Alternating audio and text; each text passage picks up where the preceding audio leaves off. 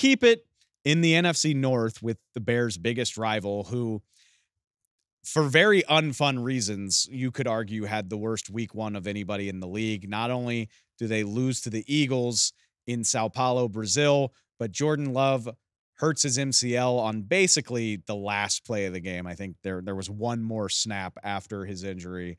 But basically when this game was concluded, Jordan Love goes out.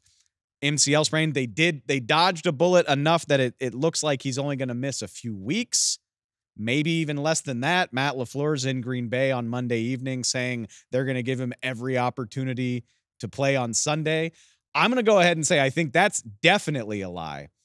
But with this new development that Jordan Love could miss some time, a lot of people worrying that the Packers maybe aren't a playoff team anymore. Carm, do you think that's legit or do you think it's a lie? I think it's a lie. I don't think they will miss the playoffs.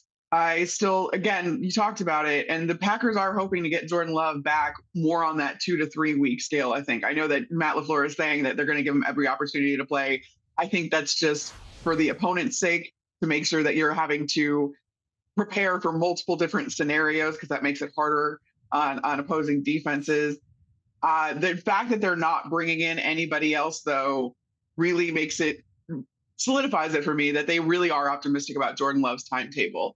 And I'm not going to glean a ton off of that game, given the playing surface. But if you look at that defense, which you were hoping you were going to be able to rely on this year, I said it all offseason that Green Bay Packers were going to go as far as the defense let them, because I'm not worried about the offense anymore. And we saw that before Jordan Love got hurt. This offense is still great. It added Josh Jacobs, who didn't really have his footing quite yet, quite literally didn't have his footing quite yet because of the playing surface in Brazil.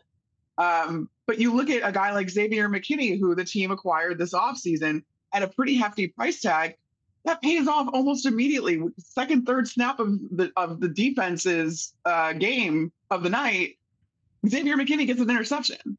Like, this is exactly what you wanted from this defense now led by Jeff Hafley.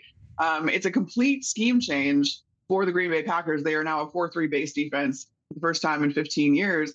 But it seems like there hasn't been much. The transition has been seamless.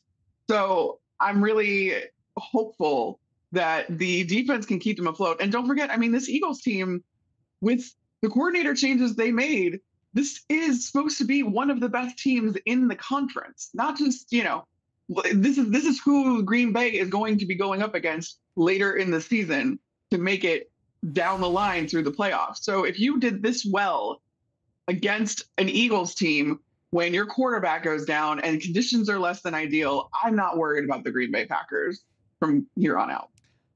I am going to agree with you and say I think this is a lie. I don't know how we can, now that we know Jordan Love will be back at some point relatively soon, how can we freak out too much when just last year, the reason why the Packers are a hot team heading into this season is because they dug out of a 3-6 hole last year. Jordan Love averages 270 passing yards, 18 touchdowns to 1 pick, basically over the second half of the season to get them into the playoffs. So I'm not worried about them potentially digging out of a hole. But Carm, can I point this out to you?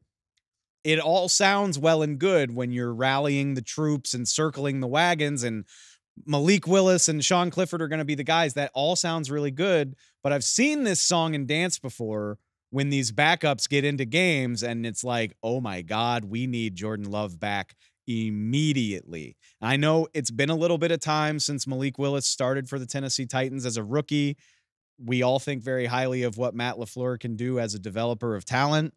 But last time we saw Malik Willis, he was second to last in the league in success rate among quarterbacks who played at least 100 snaps, and he was dead last in EPA per play. So, like, all I'm trying to say is that this can go sideways very quickly. Yeah, notice I didn't talk about how I thought the backups were going to be able to keep this thing afloat. I talked about the defense keeping it afloat. You did do that. I'm very well aware of the fact that Malik Willis has not shown up until this point that he is a viable passer in this league. I do think that with the addition of Josh Jacobs and the fact that the Packers should have some more continuity on the offensive line or have figured out their offensive line starters, because that was a big point of contention this offseason and this preseason. You have Jordan Morgan, who now got some snaps at right guard.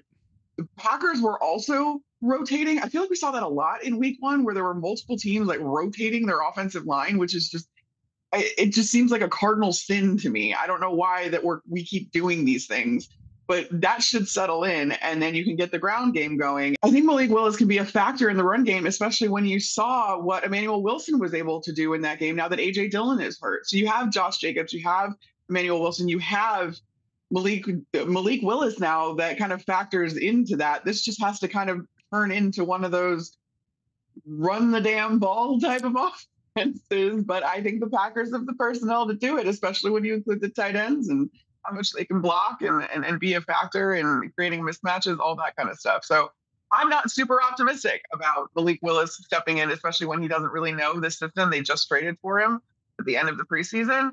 But you need to kind of lean on the other phases of the ball if you're Green Bay to get you through the next couple of weeks. And hopefully it's only a couple of weeks. Which, fortunately for the Packers, the next few weeks at least look manageable. Colts, at Titans, Vikings. I'm not trying to say these are bad teams, but these are at least teams with, we'll call them uncertain quarterback positions. So winnable looking games coming up in the next few weeks, but it does get a lot tougher after that. So hopefully Jordan Love can hurry back, but I'm with you. I'm not freaking out about the Packers yet. I'm calling this a lie.